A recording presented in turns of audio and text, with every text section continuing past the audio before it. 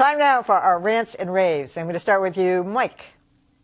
I have a rant about something I should probably ignore, but just simply cannot. And it's a takeoff of what we talked about in one of our segments last week, and that is Tucker Carlson of Fox News.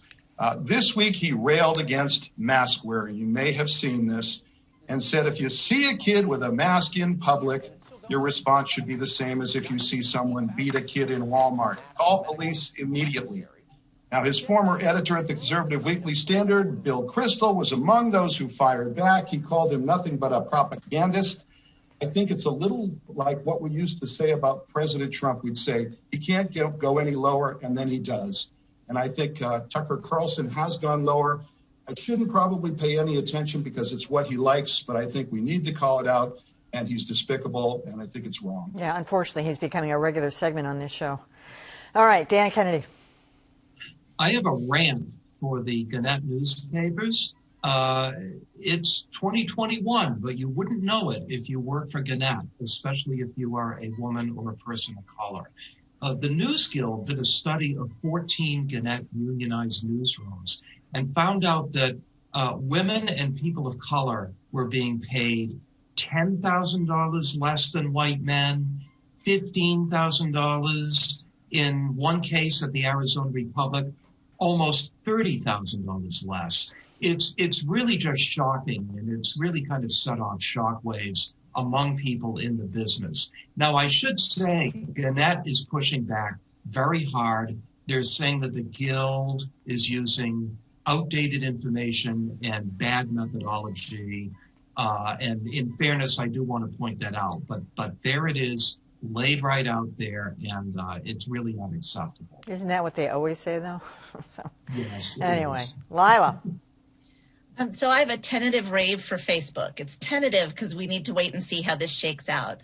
But they recently, yesterday, launched a new program where they'll pay $5 million over an unspecified amount of time to help local news journalists create their own newsletters and monetize them. They're competing with outlets like Medium, where you can gather a pretty large following. You can charge $5 or $10 to subscribe at a time where more and more people get their information through newsletters, not just through social media, and at a time where there are fewer and fewer local journalists who are able to really make ends meet. I think that this is an initiative worth watching, but like I said, I need to wait and see how it shakes out, who actually signs up for it. The people who apply for these positions are going to be vetted by the NAHJ and the International Center for Journalism based in Washington, D.C. So hopefully that means they'll be making sure that the people who sign up are legitimate journalists, but we have to wait and see what happens. Okay. All right, Alberto. So I was going to do a rave, but then I changed it to a rant. It's a kind of under the radar story that maybe the panelists will maybe look up, but it's the resignation of 14-time Emmy Award-winning Bernie Goldberg, who left HBO's Real Sports after a 20-year career there as a correspondent. Now, apparently Bernie felt that his known conservative views had kind of become a friction between him and the overall editorial direction. So, Bernie felt he was the only kind of diversity on the show, right? But it's not so much Bernie's particular case, right? It's what I alluded to earlier, right? It's this reminder that we're becoming more and more a society that's composed of either liberal or conservative media outlets. I don't know about the rest of the panel, but this is a dangerous evolution that I've been really worried about, right? The journalistic, both sides.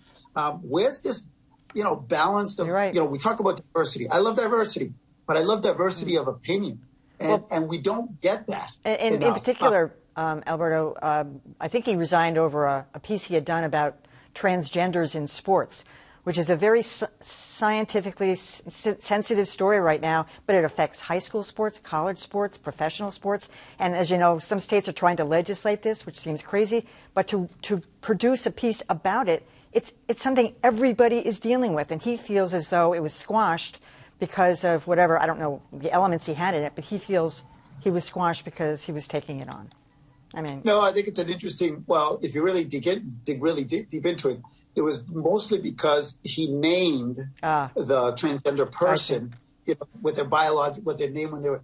And that is viewed No, upon yeah. in the community as a no-no. Yeah. Well, we didn't. When he We don't as know a journalist, exactly. Yeah. I know that was the issue. I don't know the particulars. Yeah, but it's a good issue. Thanks, Alberto. All right. Well, finally tonight, I have a rave for the New York School of Visual Arts, and in particular, a teacher called Tomer Hauk, who gave his students an assignment to produce post-pandemic New Yorker covers. They are absolutely spectacular, but two of them in particular stood out to me.